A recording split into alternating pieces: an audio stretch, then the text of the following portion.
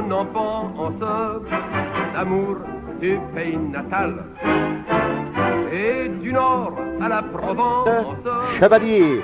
On va voir un peu de son histoire, on va voir un peu de sa vie. Et puis, parce que tous les mercredis, je vais essayer de faire une émission avec des plus vieux artistes de même, pour que les gens se souviennent, pour voir qu'est-ce que c'est qu'était notre musique moderne, qu'est-ce qu'était la musique de ce temps-là. Mais vous dire de quoi, on va écouter, on va parler, j'ai des coordonnées de M. Maurice Chevalier, la misère qu'il a eue quand il était jeune, et puis il y aurait eu, avec mon recherchiste, que nul autre que Serge Paquin, des magasins de 10, dans les 10 sur le boulevard Elliott.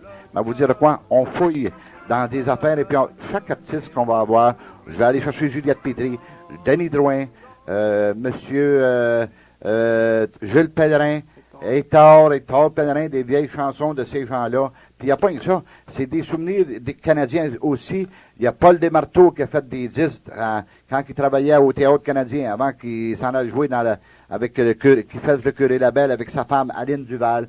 Tous ces gens-là. Et puis, on va avoir de quoi à vous donner. Mandat, Zezef, il y avait Bozo qui était dans ce temps-là. Tous des comédiens, des grands comédiens que Paul Berval, et puis ça travaillait tout ensemble, ça. Quand il y avait des 4 houses qui appelaient, qui travaillaient au cabaret Saint-Jacques, sur la rue Sainte-Catherine, et puis au Casaloma, le petit Canadien, l'Arcade, jusqu'à maintenant, la place que ce qu'on appelle aujourd'hui le Télémétropole, le Canal 10. Ça, c'était le théâtre L'Arcade, puis ils ont Monsieur Desserves. Il avait acheté ça d'une personne qui s'occupait pas mal des théâtres à Montréal, Monsieur Cardinal, qui avait United American, qui faisait affaire avec United American Theatre. Après ça, c'est devenu les films français qu'il y avait au National, ces choses-là. Je ne sais pas si les gens se souviennent là où la Poune travaillait. Il passait 2 films dans la journée. Tu avais le spectacle dans l'après-midi, tu avais un spectacle un soir, puis ça coûtait 50 cents pour aller voir ces gens-là. Je crois qu'il y a des gens qui vont se souvenir de ça. Je crois que des gens, ça va être des beaux souvenirs pour eux autres.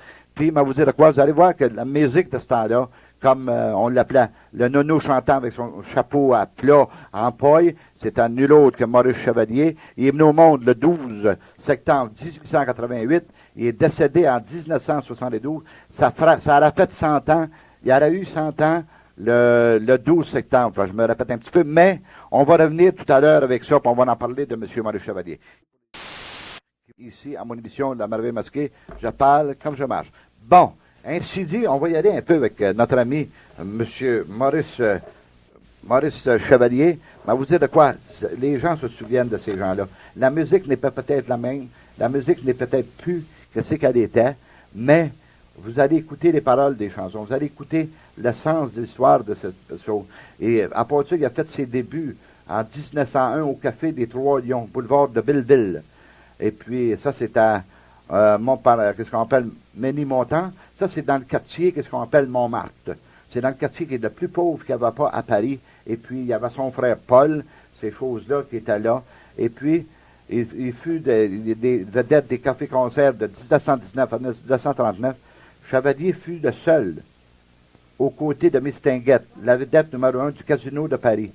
Ce qui ne l'empêche pas en 1930 d'être la vedette la plus fêtée d'Hollywood avec des films Parade d'amour, avoir écrié Dédé, là-haut, Bouffon parisien, toutes ces choses-là. Mais vous dire de quoi? C'est un artiste qui était très, très, très compétent. C'est un artiste que les gens appréciaient à ce temps-là. C'est un artiste qui a eu de la misère. Le type, il est mort pauvre. Il est mort pas d'argent. Je ne sais pas, parce que c'était, il explique dans un de ses livres que c'était un gars qui m'a donné, qui m'a aidé. Mais vous dire quelque chose, le type a travaillé avec les plus grands artistes, et puis il a représenté la France, il a représenté ses chansons qu'il faisait. On va en écouter une de ses chansons, on va écouter une chanson, vous savez la chanson qui, on l'appelle, mettons, là, Elle avait des petits petons, Valentine. La chanson pornographique. La chanson pornographique, ça fait qu'on y va avec Valentine et ses petits petons de Maurice Chevalier.